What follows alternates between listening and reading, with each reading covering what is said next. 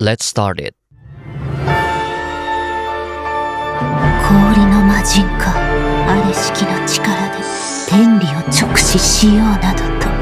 愛の敵は死じゃね。パイモンは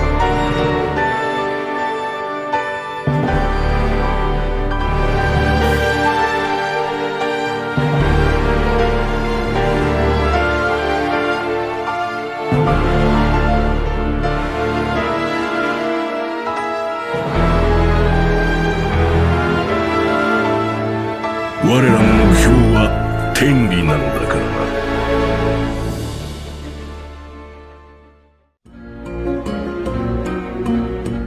In this nation, God never saw favor. Saya rasa pernyataan Piero di awal trailer bukan hanya sekedar memukau, tapi juga menghadirkan serangkaian skenario yang multidimensi, mau itu persoalan lama, saat ini, maupun di masa yang akan datang. Nah, salah satu case yang paling klik buat saya pribadi adalah pernyataan yang sempat saya lontarkan beberapa waktu yang lalu. Lupa pada video apa, hanya saja saya sedikit mempertanyakan eksistensi bangsa Fey di Snezhnaya yang notabene adalah ras yang diciptakan dengan tujuan memberontak pada Heavenly Principles, tapi malah dibiarkan hidup. Nah, dulu saya punya asumsi bahwa bangsa Fey itu membayar dengan Descender 3. Tapi lupakan saja dulu soal asumsi demikian, yang mana mungkin saat ini tidak dapat dijadikan jawaban mutlak. Hanya saja dengan Snezhnaya yang tidak dipedulikan oleh dewa, maka apa saja yang ada di sana mungkin HP juga tidak ingin cawe-cawe di tanah salju abadi tersebut. Pun kondisinya didukung dengan bangsa Fey yang secara normal tidak bisa jauh dari Snezhnaya. Hanya saja berdasarkan deskripsi dari tim developer maupun deskripsi pada trailer, Nation Without God's Favor memiliki kondisi yang cukup mirip dengan Natlan sebenarnya. Ley line terputus, kemudian ancaman Abyss, serta tidak mampunya mereka pergi dari tanah air sendiri. Hanya saja seperti yang teman-teman tahu, Natlan sendiri bisa bertahan berkat keputusan Arkon Pyro pertama yang menerima tawaran dari Ronova. Sementara untuk Snezhnaya tidak menempuh jalur serupa, entah tidak ditawarin atau tidak menerima tawaran tersebut. Nah, keputusan Beliesar lah yang membentuk Snezhnaya yang sekarang. Setidaknya itulah yang saya tangkap dari pernyataan tim developer tentang bagaimana Snezhnaya bisa survive hingga saat ini. Di sana mereka menjelaskan segalanya yang dimulai ketika Snezhnaya di suatu masa dari awalnya memiliki musim panas yang hangat menjadi tanah yang membeku abadi yang bahkan tidak layak huni sama sekali. Saya rasa meskipun tidak disebutkan secara jelas dan juga gamblang, mereka menyampaikan sebuah legenda lama dari Snezhnaya soal King Summer Oak dan King of Winter Holy. Legenda soal pergantian musim di Snezhnaya ketika Monomach atau Beliesar bersama dengan adiknya saling mengalahkan satu sama lainnya. Hanya saja sebuah tragedi terjadi tatkala sang kakak tanpa sengaja menghabisi si adik yang mengakhiri siklus musim panas dan musim dingin dari Snezhnaya hingga akhirnya terjadilah tanah salju abadi. Hanya saja Beliesar kemudian mengambil keputusan keras bahwa dia akan membangun sebuah bangsa tanpa mengambil berkah dari Heavenly Principles. Nah, dari kalimat ini seharusnya ada sebuah pilihan yang bisa diambil oleh dia, tapi Beliesar mengambil pilihan untuk meneruskan Snezhnaya dengan caranya sendiri. Nah, keputusan Beliesar yang unik ini menurut saya bisa dipengaruhi dua hal. Yang pertama adalah statusnya sebagai ras Fey yang tercipta untuk memberontak HP. Ya, tentu akan ada sebuah konsekuensi yang ditanggung ketika ras berdosa semacam itu mengambil berkah dari Heavenly Principles. Yang kedua, mungkin kematian sang adik ada cawe-cawe dari HP atau Sage, baik secara langsung ataupun tidak langsung. Nah, kasus Beliesar dengan adiknya bukanlah sebuah kasus langka sebenarnya, mengingat Inazuma pun mengalami skenario yang sama, yang mana demi sang kakak menjadi Arkon, adiknya mengorbankan diri. Nah, mungkin ada peluang bahwa Beliesar pun menempuh tragedi yang sama, hanya saja tidak terjadi sebagaimana A dan juga Makoto. Kaisar Monomach yang agung sendiri bertanggung jawab akan keputusan yang dia ambil, yang mana dia tidak mengambil berkah dari HP, berarti harus mencari cara bertahan hidup tanpa berkah dari dia. Melawan salju abadi yang mengamuk setiap harinya adalah tantangan pertama untuk survive. Dan rupanya solusinya ada di tanah Snezhnaya itu sendiri. yaitu sebuah kristal unik yang bernama Kresnik Kristal. Nah, dari namanya saja kita semua udah tahu bahwa kristal demikian adalah bahan bakar utama dari Kresnik Torch. Lalu mengingat Kresnik Kristal adalah hasil bumi, layaknya batu bara misalnya, maka salah satu masalah yang dihadapi oleh Snezhnaya juga tidak akan jauh-jauh dari krisis bahan bakar nantinya. Ya, krisis bahan bakar bukanlah masalah sepele, terutama bagi Snezhnaya yang sangat bergantung pada obor Kresnik. Yang dikatakan di sana adalah alasan utama dari kehidupan di Snezhnaya bisa berlangsung. Dan sepertinya Project Stuza sendiri adalah satu dari sekian opsi yang akhirnya ditempuh oleh kaisar terkini dalam menghadapi krisis. Kemudian dengan dikonfirmasinya eksistensi kristal Kresnik yang merupakan bahan tambang dari Snezhnaya, itu sedikit banyak menjawab sebuah premis yang ada di Snezhnaya, yaitu kenapa kota pertama di tanah salju abadi tersebut adalah kota Kiches. Ya, sebelum Snezhnograd menjadi pusat dari Snezhnaya, dulu kota Kiches lah yang menjadi imperial capital dari Snezhnaya. Nah, di suatu sudut Snezhnaya saat ini ada sebuah kota bernama Novo Kichesgrad yang berarti kota Kiches baru, yang mana kota ini memang terkenal sebagai kota pertambangan terpadu. Nah, sepertinya seluruh Kresnik Kristal pun berasal dari kota Kiches yang memang menjadi jantung Snezhnaya di awal masa berdirinya. Nah, kemudian untuk status ketiadaan God Favor di Snezhnaya, saya rasa cukup menarik kalau memiliki hubungan dengan kondisi Paimon yang memburuk. Saya pikir hubungannya perlu kita telisik pada quest nanti, karena saat ini hanya bisa membandingkan kondisi Paimon saat di Natlan, yang notabene mendekati kondisinya saat di Snezhnaya.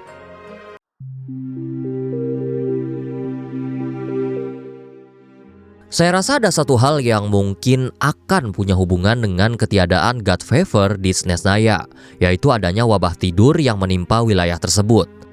Dikatakan oleh Podianitsa bahwa di Snezhnaya ketika orang-orang tertidur, ada peluang esok paginya tidak akan bangun lagi, alias wafat.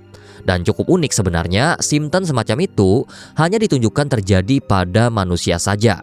Entah beneran V tidak terjangkit, atau sekarang sampelnya mungkin masih dibatasin. Terlebih di tempat Ode tertidur, saat Podianitsa bernyanyi, dia tidak ada di sana. Nah, fenomena ini sebenarnya bukan tanpa penjelasan, teman-teman. Malah ada penjelasan yang cukup jelas pula bahwa penyebab hadirnya wabah tidur adalah presensi dari Ronova di Snezhnaya yang nampaknya hadir pada malam-malam tertentu di sana.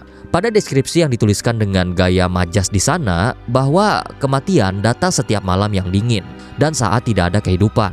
Di saat yang bersamaan, dia mengambil jiwa-jiwa tersebut dan membuatnya terlepas dari keterikatan dunia. Walaupun sebenarnya fenomena demikian terasa normal kan, dalam artian toh kematian memang datang kapan saja, bahkan kepada mereka yang terlelap sekalipun. Tetapi fenomenanya sepertinya cukup kritis sampai-sampai jadi sebuah isu. Dan saya pikir apa yang terjadi di Snezhnaya ini sedikit banyak mengambil inspirasi dari wabah tidur di benua Europe pada sekitaran tahun 1917 hingga 1930, yaitu encephalitis lethargica yang menyebabkan penderitanya tertidur suntuk bahkan sampai mengalami kematian. Tapi tentu saja adaptasinya itu mengambil dengan gaya Genshin.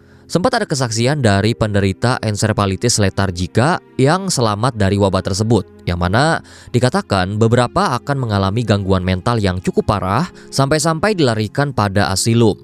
Nah, gejala ini pun cukup mirip dengan orang-orang Natlan kan. Ketika lepas dari kerajaan malam, mereka bisa mengalami gangguan mental karenanya. Dan mengingat Snezhnaya adalah bangsa tanpa God's Favor, maka pengaruh lain harusnya bermain pada titik ini. Kemudian saya juga cari-cari arsip terkait fenomena wabah tidur di Snezhnaya, dan kemungkinan bukanlah kasus baru sebenarnya di Teyvat, melainkan kasus yang sudah lama hadir namun dengan gaya berbeda. Nah, sayangnya nama kasusnya belum ada, tapi kata kunci terkait dengan fenomenanya adalah Wandering Soul. Penjelasan ini ada pada Diotoma di Temple of Space, yaitu jiwa tersesat yang dikirimkan ke Moon Palace menggunakan kapal Silver. Beberapa jiwa katanya tidak terhubung pada Irminsul dan jiwa tersebut akan dikirimkan ke bulan sebagai tempat peristirahatan terakhir. Yap, lagi-lagi ketidakterhubungan dengan Irminsul atau lain-lain adalah kasus yang bermain pada fenomena ini. Tapi kita tunggu saja soal kasus ini karena saya yakin di quest nanti fakta-fakta yang terungkap akan lebih spesial. Nah, sequence Project Stuza lagi-lagi dapat porsi yang sedikit dan lagi-lagi pada tingkat administrasi atau parlemen doang. Belum ada aksi nyata ataupun sejenisnya. Hanya saja ada 2 poin yang mungkin bisa kita bahas pada titik ini. Harbinger sepertinya bisa mengambil pihak mana yang ingin mereka bela. Terlihat pada persidangan, Tartaglia mengambil pihak kontra, sementara Feopan mengambil pihak yang pro.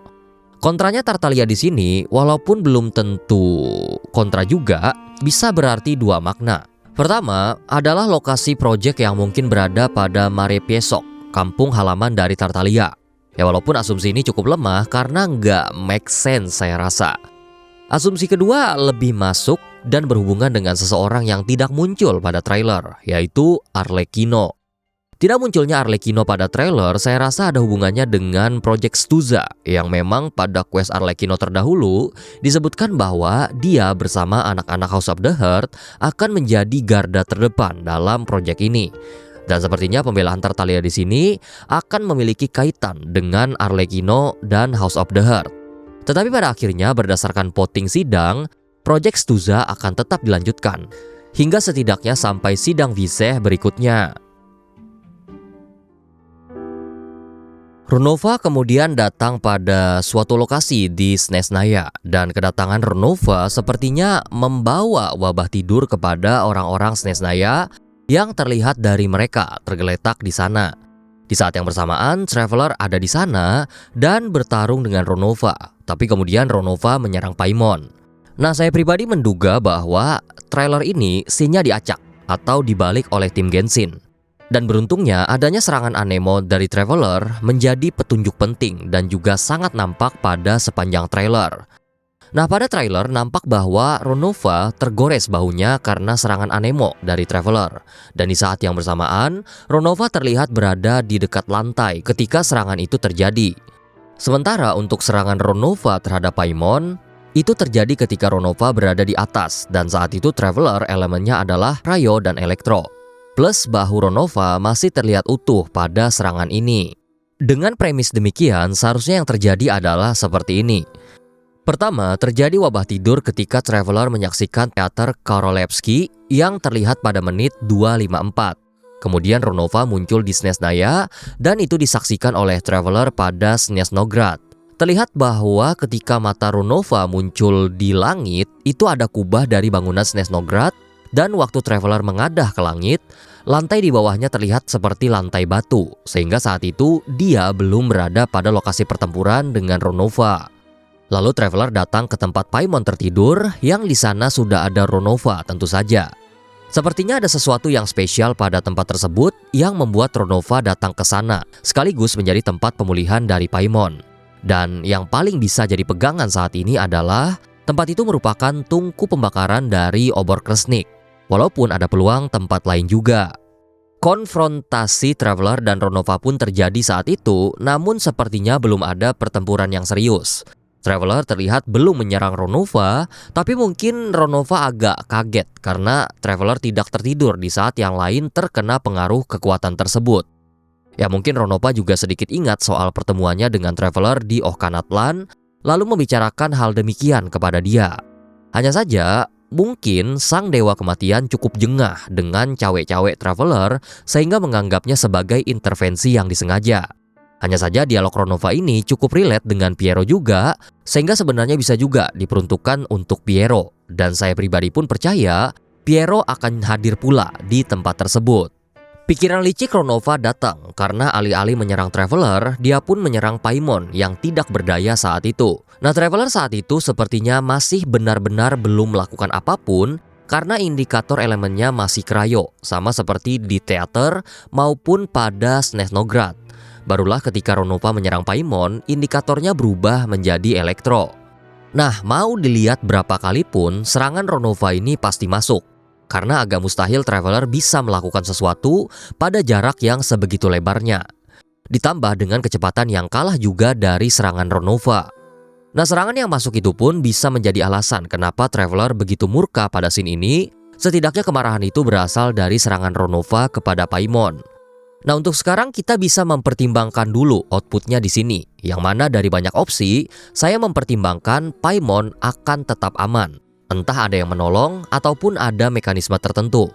Nah, saya pribadi mempertimbangkan presensi Piero di sana. Dalam artian, Piero menyelamatkan Paimon dari serangan Ronova. Piero sudah jelas berada pada pabrik yang sama, dan kelihatannya ketika Ronova menyerang Paimon, Piero akan pergi dari tempat tersebut. Asumsi ini terlihat pada frame Piero di 0304. Dia memang semacam di-framing menatap Ronova, tapi hawa merahnya justru datang dari belakang. Jadi posisi Ronova harusnya berada pada arah sebaliknya dari tatapan Piero tertuju. Setelahnya, Traveler bertarung dengan kekuatan elektro plus cryo pada frame 0326, kemudian serangannya ditangkis dengan satu jari. Lalu serangan Anemo dilakukan oleh Traveler dan berhasil melukai Ronova yang ada di dekat lantai. Setelahnya apa yang terjadi itu belum tahu, tapi yang jelas Ronova pergi. Dan dugaan saya, setelahnya Piero akan berdialog dengan Traveler di sini. Dialognya sendiri kemungkinan adalah 3 kalimat Piero di akhir bahwa Saritsa akan kembali dengan kemenangan. Kemudian waktu pertemuan dia dengan Traveler akan segera tiba dan kemudian menegaskan target daripada orang-orang Snesnaya dan juga Saritsa adalah Heavenly Principles.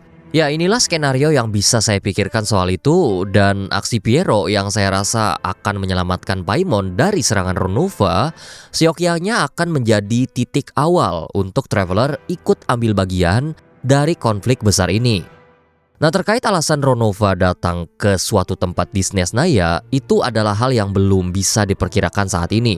Pun sebenarnya malah kedatangan Ronova itu cukup aneh karena terhitung sudah melewati limit sebenarnya. Ya, sedangkan pada Vivigat's Limit, dia juga menetapkan sebuah limit akan aksinya ke depannya. Hanya saja kita belum tahu limitnya gimana. Kalau patokannya hukuman HP kepada Ronova atas aksinya di Natlan, maka sudah fix bahwa Ronova kali ini lagi-lagi melanggar batas. Tapi dengan Snesnaya yang tanpa God Favor sama sekali, maka klausulnya harusnya berbeda pula. Nah, untuk status Paimon gimana?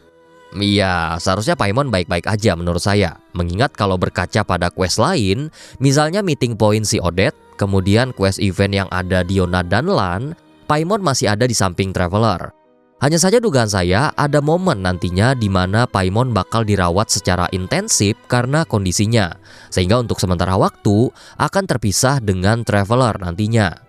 Ya, hal ini saya asumsikan pada salah satu frame soal Shadow Realm ketika Traveler naik kereta tampak tidak ditemani oleh Paimon di sana, dan Traveler melukis wajah Paimon di jendela yang bersalju. Air wajahnya pun riang, sehingga yang nampak adalah kerinduan, bukanlah kesedihan. Oke, sebenarnya nggak banyak yang bisa dibahas soal Shadow Realm, mengingat hal yang sama berkali-kali saya bahas terkait tempat yang satu ini. Termasuk gimana Belisar bisa melakukan pelanggaran tabu, kemudian pelanggaran itu dilakukan tanpa terkena hukuman, adalah karena adanya Shadow Realm ini, yang dulu saya asumsikan pandangan dewa tidak jatuh ke sana, dan ternyata dikonfirmasi pada trailer 7.0.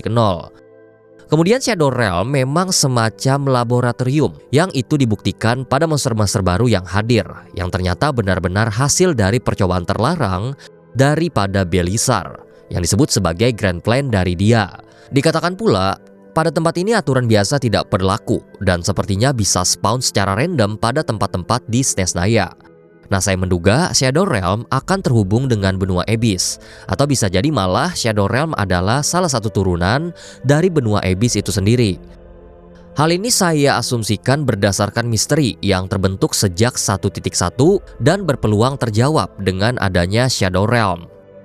Tartaglia waktu masih bocah secara tiba-tiba terperosok ke benua Abyss tanpa adanya alasan yang jelas, dan tahu-tahu bertemu dengan Skirk yang kemudian mengajarkan dia cara mengendalikan sesuatu dalam tubuh Tartaglia. Eksistensi dari Shadow Realm yang emang tersebar di Snesnaya saya rasa akan menjadi jawaban valid tentang kejadian yang menimpa Tartaglia. Dan mengingat dia bertemu dengan Skirk, kemudian Skirk sendiri bersemayam di celah Abyss, maka Shadow Realm dan benua Abyss memiliki peluang benar-benar terkoneksi. Lalu sebenarnya kondisi pandangan dewa tidak jatuh ke sana adalah lokasi yang pas untuk New Khaenri'ah. Ya, sempat saya proposalkan juga di salah satu video short. Hanya saja setelah mendalami kondisinya lebih jauh, agak-agaknya malah menjadi tempat yang buruk untuk New Khaenri'ah.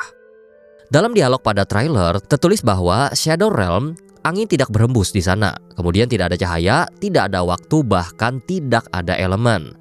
Nah, ketiadaan elemen inilah yang jadi problem karena Khenriah baru yang ingin dibangun oleh Abyss Order sebagai basisnya akan meminta leyline terlebih dahulu, dan fungsi leyline sendiri adalah mengalirkan elemen di dalamnya, sehingga Shadow Realm justru bukan lokasi yang ideal. Lagi pula, Shadow Realm sepertinya bertindak layaknya sel cancer bagi wilayah yang membeku tersebut, yang mana Belisar dan Descender 3 mencari cara untuk mengatasi presensi dari Shadow Realm. Ups, kayaknya aku terlalu banyak bicara soal ini. Ya jadi itu aja untuk Shadow Realm kali ini. Semoga kita dapat informasi penting terkait realm ini di update yang mendatang. Nah, meskipun tampil pada bagian akhir trailer, Saritsa, Danisa, dan Vesna sepertinya akan memiliki jam tayang yang minim pada quest mendatang. Jadi dikatakan oleh pembawa acara, Saritsa sedang berada jauh dari Snezhnograd dan sedang memimpin pasukan untuk melawan monster yang katanya bertanggung jawab atas bencana yang terjadi. Sehingga Snezhnograd, ketika Traveler datang, sang kaisar sepertinya tidak berada di sana. Sementara dugaan saya Pierrot lah yang akan mengambil keputusan untuk menggantikan Saritsa. Absennya Saritsa ini juga akan mempengaruhi presensi dari dua karakter lain, yaitu Danisa dan Vesna. Vesna sebagai pemimpin pasukan Drusna dan Danisa kepala housemate yang sudah melayani kerajaan selama bertahun-tahun adalah tangan kanan dan tangan kiri dari Saritsa itu sendiri. Nah, sisanya memang tidak banyak yang dibahas lebih dalam perihal presensi mereka, dan saya pun berharap cutscene terakhir pada trailer dijadikan penutup dari Archon Quest Act 2 dulu aja, sehingga pertemuan Traveler dan Saritsa tidak terjadi terlalu cepat. Nah, akan tetapi mungkin ada baiknya kalau monster yang dilawan Saritsa sendiri akan di-spill. Mengingat kalau sampai sang kaisar turun tangan, tentu bukan masalah sepele. Terlebih sampai meninggalkan Snezhnograd yang situasi politiknya dalam kondisi yang panas. Oke, ini poin terakhir yang sebenarnya saya pun gak punya spekulasi liar soal ini. Tapi mungkin lebih menekankan soal premis dan kondisi yang ada seputar topik dari tim developer yang tiba-tiba mengatakan Khenrian adalah descendant of Saritsa. Perihal ini sebenarnya banyak probabilitas yang bisa dikaji, semisal penggunaan Saritsa yang belum tentu merujuk pada Anastasia. Tapi coba dipahami secara apa adanya dulu, bahwa mereka, orang-orang Khenriah benar-benar keturunan dari Anastasia Fyodorovna. Nah, premis satu yang perlu diketahui adalah soal Anastasia, yang besar kemungkinan merupakan ras Fey, sehingga waktu lahir Anastasia seharusnya terjadi setelah pertemuan antara Koitar dengan Seutervoinen atau Voyager. Ya, mengingat ras Fey itu diciptakan oleh orang Hyperborea setelah bangsa tersebut dipimpin oleh keduanya. Kemudian premis kedua yang perlu ditekankan adalah waktu pembentukan Khenriah. Catatan historis yang paling bisa dipegang saat ini adalah tulisan dari Scribe of Salvindakhmir pada wasiat terakhirnya sebelum Salvindakhmir hancur. Di sana dia mengatakan dia mendengar adanya sekelompok orang yang membangun sebuah bangsa baru tanpa campur tangan dewa. Salvindakhmir sendiri hancur karena jatuhnya paku langit, sehingga timeline waktunya adalah pada saat perang pembalasan seminimal. Paku langit menjadi petunjuk penting juga karena bisa nyambung dengan pernyataan Apep soal tujuan dijatuhkannya paku langit. Dan tujuannya adalah memurnikan Abyss yang tersisa setelah kekalahan Nibelung di Perang Api Pengabuan. Hanya saja kehancuran dari Salvindakhmir tidak bisa memastikan timeline waktunya secara pasti. Apalagi terlihat pada teaser Nicole, peradaban Pindaknir hancur ketika ada peradaban lain yang masih bertahan. Tapi dari sini, timeline waktu lahirnya Offspring of Anastasia yang menjadi leluhur Khenriah dan terciptanya Khenriah itu bisa dipetakan, yaitu antara masa jaya Hyperborea hingga akhir dari Furnarary War.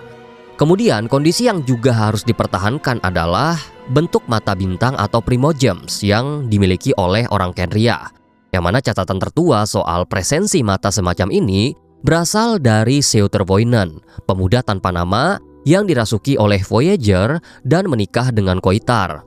Jadi, kondisi yang kemungkinan harus terjadi di sini adalah antara Anastasia atau suaminya, salah satunya kemungkinan adalah keturunan dari Koitar dan Seutervoinen. Nah, disinilah titik buntunya untuk sekarang.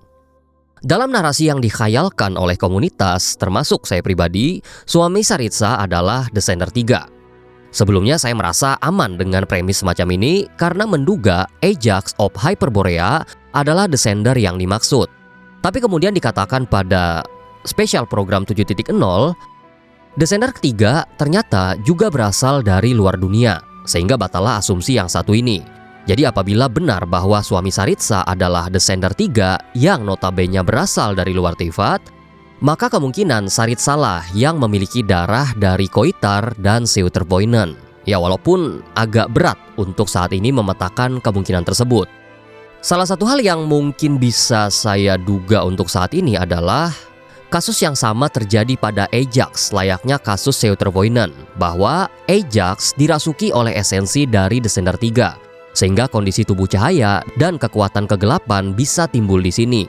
Lalu jadilah ia Descender 3. Jadi Ajax yang merupakan keturunan dari Koitar dan Seutervoinen lalu menjalin kasih dengan Anastasia, lahirlah seorang anak yang nantinya akan menjadi cikal bakal dari orang-orang Khenria. Ya, khayalan saya sampai di titik tersebut saja karena hanya menyesuaikan arsip yang ada secara sederhana, yang paling tidak saling membatalkan satu sama lainnya.